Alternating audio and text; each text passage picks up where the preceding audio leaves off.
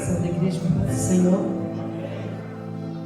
Sem perda de tempo, vamos abrir as nossas Bíblias no livro do Gênesis, no capítulo 39. Nós vamos ler alguns versos. E meu desejo é que o Senhor fale no seu coração. Gênesis 39. Nós vamos ler alguns versos, não vamos ler todos por causa do tempo. Amém? José foi levado ao Egito e Potifar, oficial de Faraó, comandante da guarda egípcio, comprou dos ismaelitas que eu tinha levado para lá. Verso 2. O Senhor era com José, que veio ser homem próspero, e estava na casa do seu senhor egípcio. Vendo Potifar que o Senhor era com ele, e tudo que ele fazia, o Senhor prosperava em suas mãos, logrou José mercê perante ele, a quem servia, e ele o pôs por mordomo da sua casa, e lhe passou as mãos tudo que tinha. Verso 5. E desde que fizera mordomo de sua casa e sobre tudo que tinha, o Senhor abençoou a casa do egípcio por amor de José. A bênção do Senhor estava sobre tudo que tinha, tanto em casa como no campo. Verso 7. Aconteceu, depois dessas coisas, que a mulher de seu senhor pôs os olhos em José e lhe disse: deita-te comigo. Ele, porém, recusou e disse à mulher do seu senhor: tem-me por mordomo o meu senhor, e nada sabe do que há em casa, pois tudo que tem passou ele às minhas mãos. Ele não é maior do que eu nessa casa, e nenhuma coisa me vedou, senão a ti, porque é sua mulher. Como, pois, cometeria eu tamanha maldade e pecaria contra Deus? Verso 11. Sucedeu que certo dia veio ele à casa para atender negócios, e ninguém de casa se achava presente. Então ela o pegou pelas vestes e lhe disse: deita-te comigo. Ele, porém, deixando as vestes nas mãos dela, saiu fugindo para fora. 16. Conservou ela junto de si as vestes dele, até que o Senhor tornou a casa. Então lhe falou segundo as mesmas palavras e disse: o servo hebreu que nos trouxeste veio ter comigo para insultar-me. 18.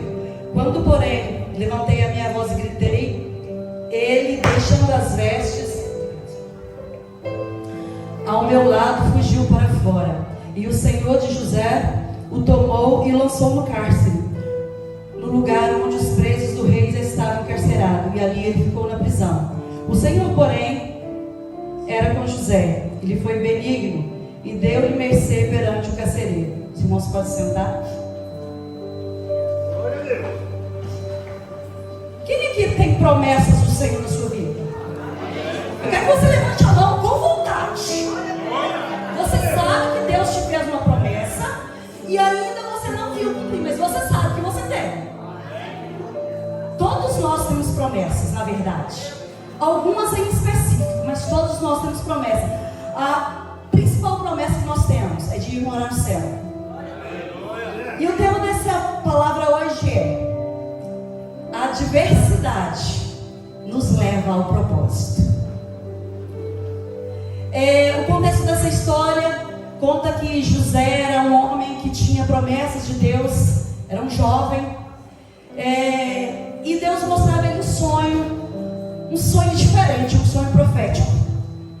Ele tinha um sonho, nesse sonho ele via que a lua e as estrelas e o sol se encurvavam diante dele. E os seus irmãos, por inveja, passaram a odiá-lo por causa dos seus sonhos. Ele achava que José era um sonhador, era um mero sonhador. Então seus irmãos, movidos de inveja, eles planejam algo contra José. A Bíblia relata uns versos atrás que quando eles estavam no campo, foi ao encontro, né? José foi ao seu encontro, e eles pegam José, lançam José dentro de uma cisterna velha, e não tendo como satisfeito, eles tiram José lá de dentro e os vendem para uma caravana de ismaelitas que passava por ali. José foi levado ao Egito, e lá no Egito, José foi vendido como escravo. E a Bíblia diz que tudo que José fazia, tudo prosperava. E Potifar, ele acaba comprando José, né? para cuidar de sua casa. José era formoso, tinha boa aparência, e por causa da sua boa aparência, a mulher de Potifar agora, ela começa a ter desejo por José. José, por sua vez, ele posiciona dizendo que ele não poderia trair a confiança do seu Senhor, muito menos a confiança de Deus. Ele não poderia fazer isso. E mesmo recebendo vários nãos, de José, ela continua insistindo na proposta. Até que um dia, a mulher de Potifar arma tudo uma cilada, e ali ela acaba inventando várias calúnias e mentiras que faz com que José seja julgado no cárcere. Essa é o resumo da história de José. José tinha por volta de 17 anos quando ele foi levado ao Egito. E apesar de muito jovem, longe de casa, José ele não perdeu a essência que estava no seu coração. José foi levado para o Egito, mas não deixou o Egito influenciar o seu coração. O que a gente aprende aqui, jovens? Hoje é o culto dos jovens, mas serve para a gente também. É possível a gente estar em um ambiente sujo e não se sujar. É possível você estar em um ambiente de pessoas idólatras e você não idolatrar. É possível você estar num ambiente onde tem um monte de pecadores e você não pecar. É possível você andar nesse mundo perdido e não deixar que as coisas do mundo contaminem o seu coração. É possível você andar nessa terra, não amar esse mundo e nem o que no mundo há, porque aquele que faz assim, o amor do Pai está nele. Aleluia. É possível viver em santidade? Sim, é possível viver em santidade.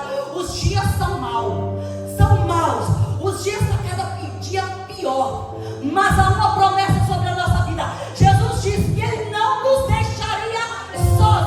Há o Espírito Santo para nos guiar em toda a verdade. Então é possível sim. Se não é possível, é porque está faltando Espírito Santo. Porque quando há Espírito Santo, aleluia, você passa ileso. Você passa nesse mundo e não se contamina.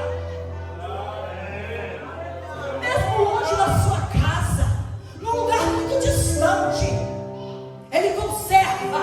É o temor que ele tinha ao Senhor. O Egito não influenciou José. Ele era jovem.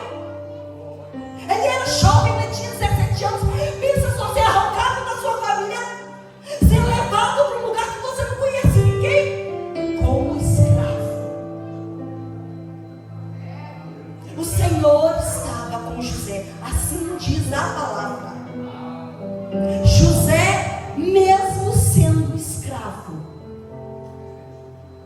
ele era próspero. Ele era escravo, mas aquilo não algemava a sua alma. A escravidão do corpo não algemava a alma. Ele tinha sede da presença de Deus, mesmo estando longe de tudo. A função de José como escravo não impedia o propósito que Deus tinha na vida de José.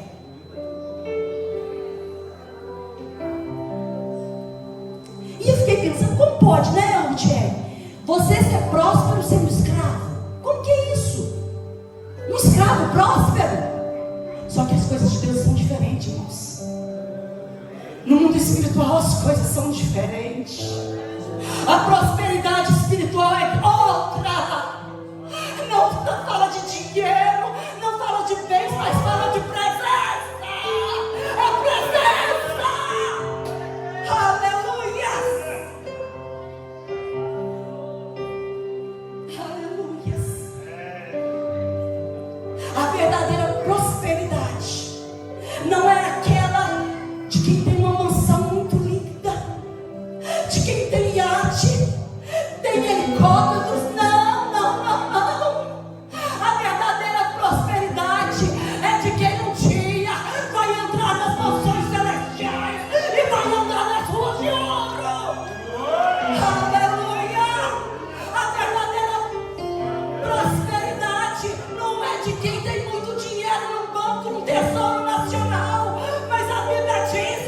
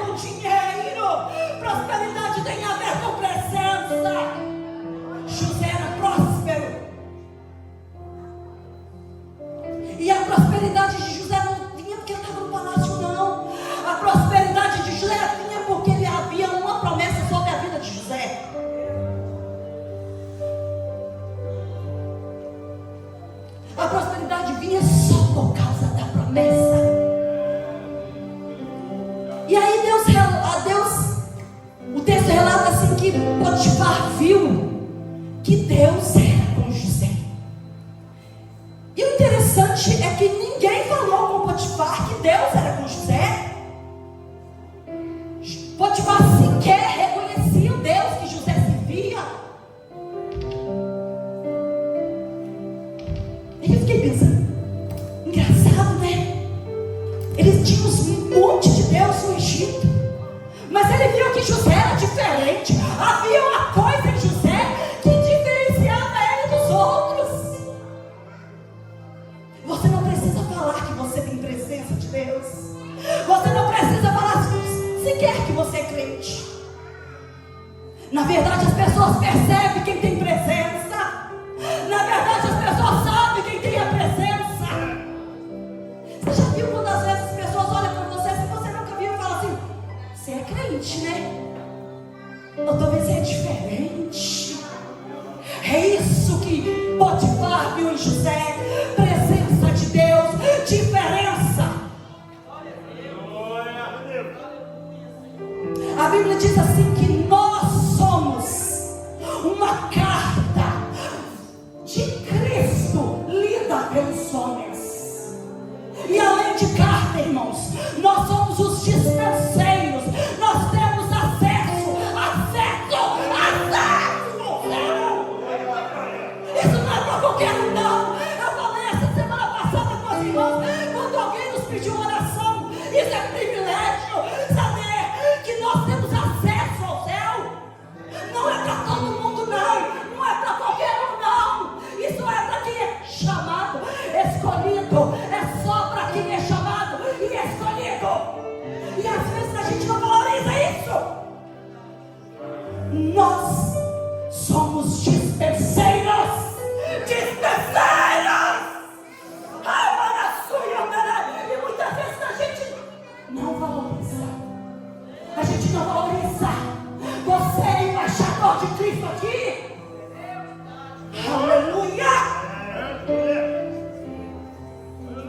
Potifar vendo então que tudo que José põe as mãos prosperava. Potifar coloca agora a sua casa nas mãos de José. E a Bíblia diz que a casa de Potifar prosperou. Deus prosperou a casa dele, sabe por quê? Por amor de José. Foi por amor de José. Às vezes Deus nos coloca nos lugares mais improváveis para que a salvação chegue naquele lugar. Lembra de Paulo e Silas, né? Eles foram presos para que um carcereiro e a sua família fosse salvo. Então não tente entender o trabalhar de Deus, não, porque às vezes as coisas parecem até louca, mas Deus tem propósito. Aleluia. Por causa de José, Deus abençoa a casa de Potifar. E a casa de Potifar prospera. Você sabe por que às vezes seu filho tem sido abençoado? Por sua causa. Ele não está na igreja, mas por sua causa, Deus abençoa os seus filhos. Deus abençoa a sua parentela. Deus abençoa a sua família por sua causa. Às vezes eles não querem nem saber de Jesus, mas Deus livrou da morte. Porque quando você tem joelho dobrado: Senhor, visita meu filho, Senhor, protege meu filho, Senhor, tem misericórdia do meu marido, o Senhor te ouve, e através da sua vida Deus livra da morte, Deus traz a cura, Deus traz a libertação. Aleluia. E coisa boa, irmãos, é andar na presença de Deus, é ter comunhão com Deus. E melhor do que isso é andar com quem tem a presença. O pastor sempre fala isso aqui, e eu fico observando. Ande, jovens, com quem tem presença de Deus, com quem é igual ou melhor do que você, que tem a presença, que vai te ajudar quando você cair. Escolha com quem você vai andar, não ande com qualquer um. Ande com quem é cheio da presença.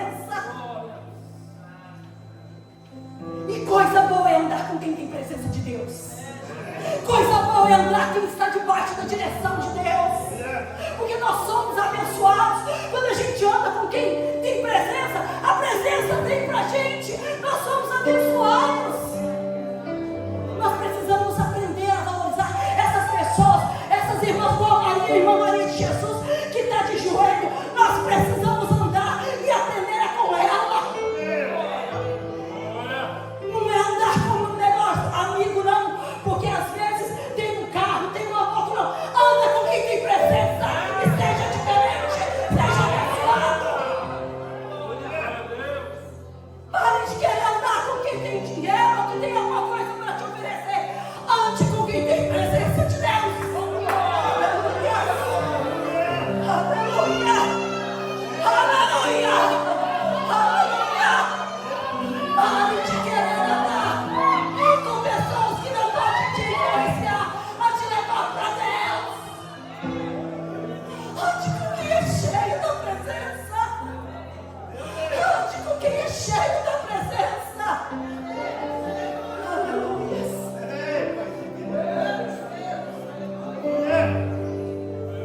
Aleluia. A presença de Deus traz proteção. A presença de Deus prospera. A presença de Deus leva da morte. Aleluia. Só que a mulher de Potifar, ela vendo que José era formoso, ela diz assim, faz uma proposta para ele. Olha, deita-te comigo. Eu fiquei pensando, devia ser uma mulher bonita, né? Porque era uma mulher de um homem que tinha uma posição mais elevada. Então ela devia ser uma mulher bonita, bem cuidada, bem tratada. Então ela faz essa proposta. José, deita-te comigo. Para a carne de José, Rogério, de repente seria até uma proposta muito boa. Ele era solteiro, estava como escravo, estava longe de casa. Parecia que Deus tinha abandonado. Deixou. Só que aquela proposta não poderia destruir os planos de Deus para a vida de José. José não se corrompeu. José não abriu mão da promessa que ele tinha recebido. Ele nem sabia o que Deus ia fazer com ele. Mas ele não aceitou a proposta. A proposta do diabo, jovens, a proposta do diabo é doce. Ele não vai trazer uma coisa ruim, não. Vai encher os olhos. E aí você vai olhar e a carne vai desejar. Mas o resultado das propostas do diabo são resultados amargos. No livro de Provérbios, no capítulo 12, no livro de Provérbios, capítulo 14, versículo 12, diz assim, olha: há caminho que ao homem parece bom, mas o fim dele são caminhos de morte. O diabo não tem nada para te oferecer, não. Nada de bom. Nada.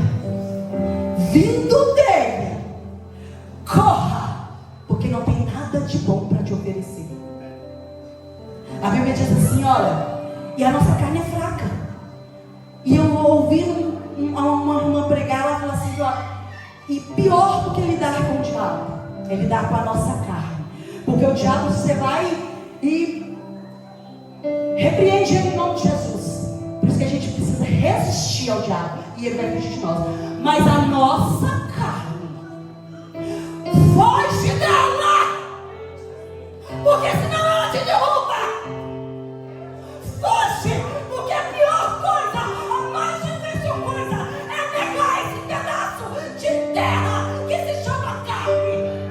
Porque tudo que ela cogita é pro mal. Foge dela.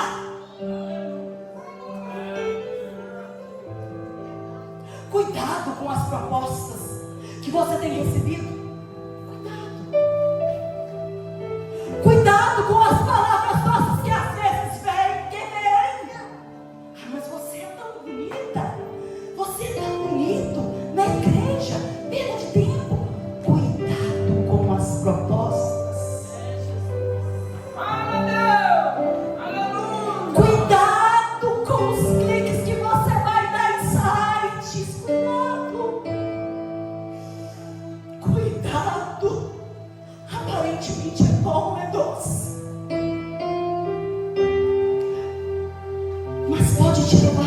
sinônimos de morte, morte espiritual. Pode destruir a sua família, pode destruir a sua casa, pode destruir a sua comunhão com Deus. Cuidado com as propostas do diabo. E às vezes as propostas, 20 formas tão diferenciadas, vem uma forma de um trabalho que você está precisando de um trabalho, aí escancara a porta. Elas vêm em forma de um namoro desejado, uma mulher bonita, um homem bonito. Às vezes ela vem em forma de um elogio sutil. Não, mas você é tão bonita. Cuidado, porque as palavras doces do diabo pode trazer um fim muito amargo para a sua vida. José podia ter se deitado com aquela mulher. Ninguém estava vendo, não tinha ninguém em casa. Mas José recusa a proposta. E aí eu fiquei pensando, isso revela o caráter de José, a moral que José tinha. Ele tinha 17 anos, irmãos. Era um jovem com caráter espiritual. O caráter é revelado principalmente quando não tem ninguém te vendo. É longe de todo mundo, quando ninguém está te observando, que você está longe do pastor, quando você está longe dos seus pais. Aí você revela o seu caráter.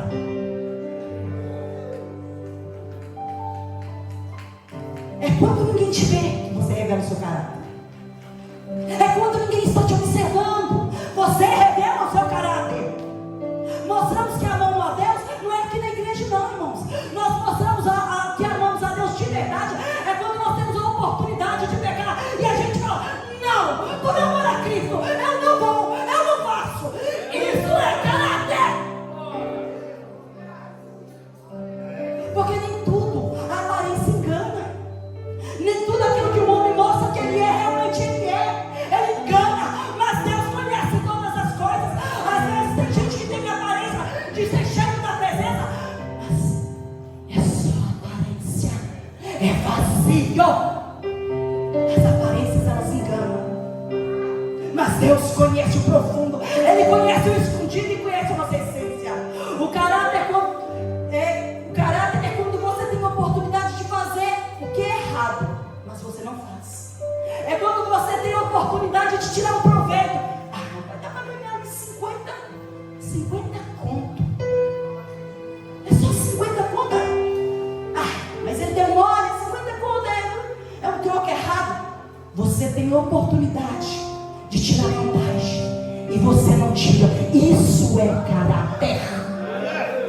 Caráter é quando você tem a oportunidade de vingar de alguém que te machucou, te feriu, e você às vezes dá perigo para fazer, mas você não faz, porque você tem caráter.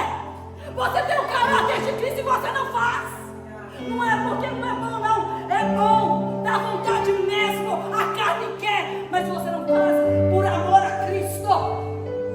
Isso se chama caráter. Infelizmente, nós temos vivido um tempo que muito cristão tem perdido o caráter de Cristo. Já não tem mais caráter espiritual. Tem se deixado levar por tantas coisas. José recusa aquela proposta, porque ele não queria pecar contra o Senhor. O temor do Senhor falava mais alto dentro do coração de José.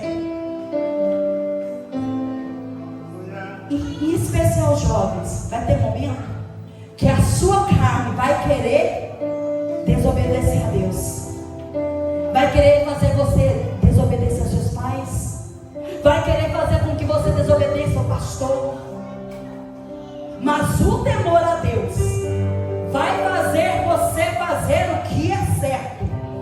Provérbios capítulo 14, versículo 24 diz assim: presta bastante atenção, e que isso seja como uma tábua escrita no seu coração, jovem, e na da igreja e na tábua do meu coração, que eu possa lembrar disso todos os dias.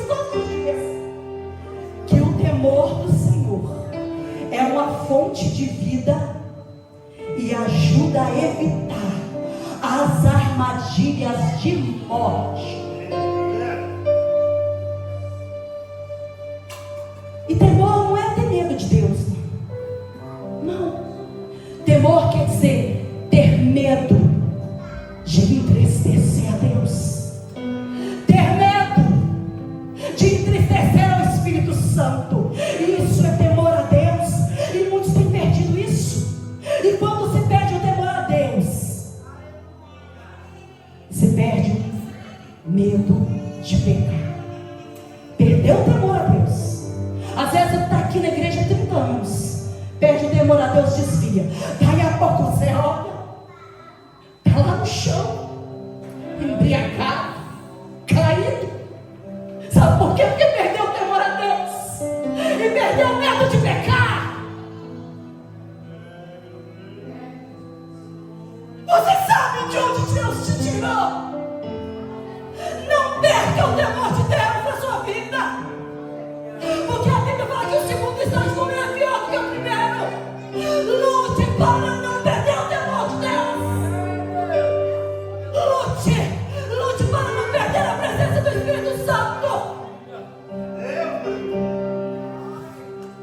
Então ela agarra José.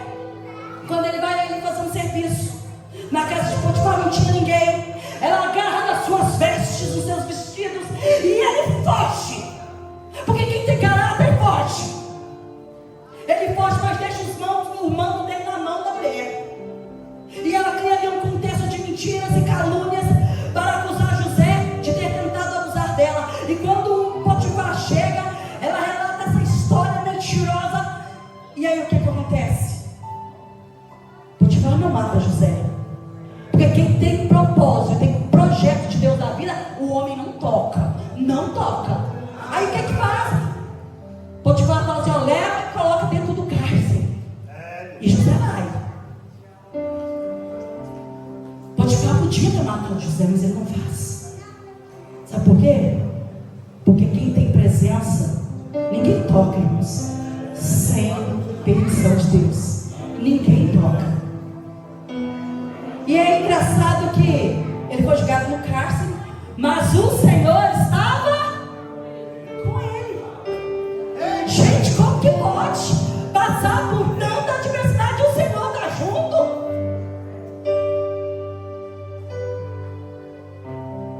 E aí o que Deus faz? Deus faz com que ele se sobressaia lá e o carcereiro coloca tudo na mão dele. Ele comandava tudo no cárcere. E no final da história, os irmãos sabem, Deus muda o cativeiro. Deus transforma. Deus coloca aquele escravo numa posição elevada de governador. Aí o propósito se cumpre. Mas até chegar no propósito é muito difícil, irmãos. É muito complicado, né, irmã Dilene? Você não entende? Você está passando na moeda, mas o propósito está lá. Porque Deus tem propósito. Mas a gente precisa chegar ao propósito. E para chegar lá dói. Dói você amassado. José tinha 17 anos quando ele foi para o Egito. E quando ele foi ser governador, ele tinha 30. Não foi de um dia para o outro, não. E às vezes a gente acha que Deus esqueceu da gente, que Deus abandonou. Sabe por quê? Porque Deus tem um propósito. E aquele caminho Deus está levando. Mas a gente não entende o propósito. A gente não consegue compreender que aquilo é um propósito. Deus não vai te matar antes de você chegar no propósito. Deus não vai permitir que ninguém te fira até você chegar no propósito. Por causa do propósito, nós somos levados no deserto. Somos levados para a adversidade, na fornalha, no fogo. E nunca pense na sua vida que o seu sofrimento é sinal que Deus te esqueceu, que Deus te abandonou e Ele não se importa. Porque isso é mentira de Satanás. Na verdade, o sofrimento está te levando para o caminho do propósito. Irmãos, eu gostei de compreender isso. Sabe quando tudo dá errado? A porta fecha de ele e ninguém abre. Parece que todo mundo vai embora. E você fica sozinho, não dá para resolver nada. Você corre pouco currículo. Você vê pessoas que têm menos capacidade do que você, arrumam emprego e você nada. Mas Deus tem propósito. Eu estou te encaminhando para o propósito. Calma o teu coração. Espera, porque você está a caminho do propósito. Aquieta a tua alma. Deus não vai colocar você no propósito de qualquer jeito. Não. A adversidade, ela só serve para nos aproximar do propósito de Deus. Jesus, qual que era o propósito de Jesus? Nos salvar. Mas para ele chegar no propósito, a Bíblia diz que ele foi esmagado. A adversidade, ele nos leva para o centro da vontade de Deus. Porque às vezes a gente não entende, irmãos, o que está acontecendo. Davi, ele foi ungido rei, mas ele teve que ir por um caminho muito difícil na início. Ele correu com seu próprio filho, ele se escondeu, ele escondeu de Saul. Foi uma dificuldade enorme. Depois que é propósito. Não reclame. Você quer viver propósito? Você quer viver os propósitos que Deus tem para você? Então é uma adversidade. Deus não vai dar você nada se você não passar pelo estreito. A maior promessa que nós temos é de chegar aos céus. E você sabe qual que é? Não é no caminho do arco, não.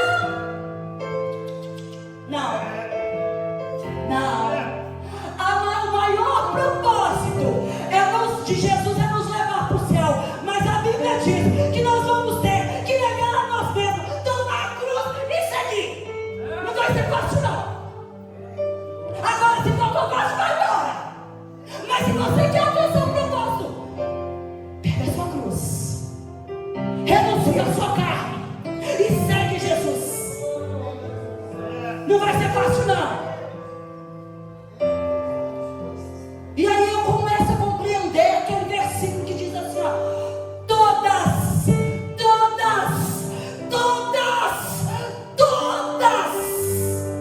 as coisas cooperam para o bem daqueles que amam a Deus.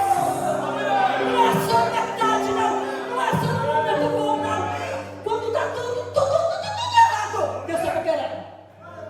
Deus está cooperando aquilo, Ele vai cooperar no seu bem.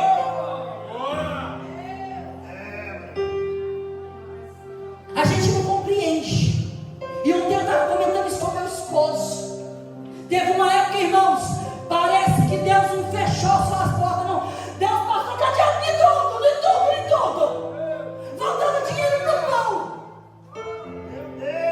E assim ele ia para um lugar, ele ouve, ele ia no outro. E eu falava assim, eu não posso contratar ele. Ele é bom demais para esse serviço. Eu falei, meu Deus, mas como que é isso?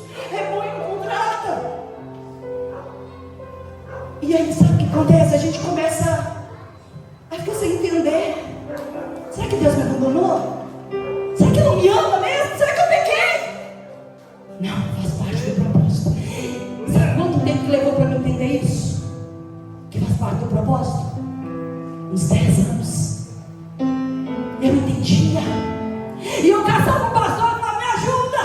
Eu ligava para o Ronaldo, me liga para o Ronaldo, por favor. Olha para o Ronaldo, por favor. Teve um dia que ele sumiu. E eu em casa, eu cheguei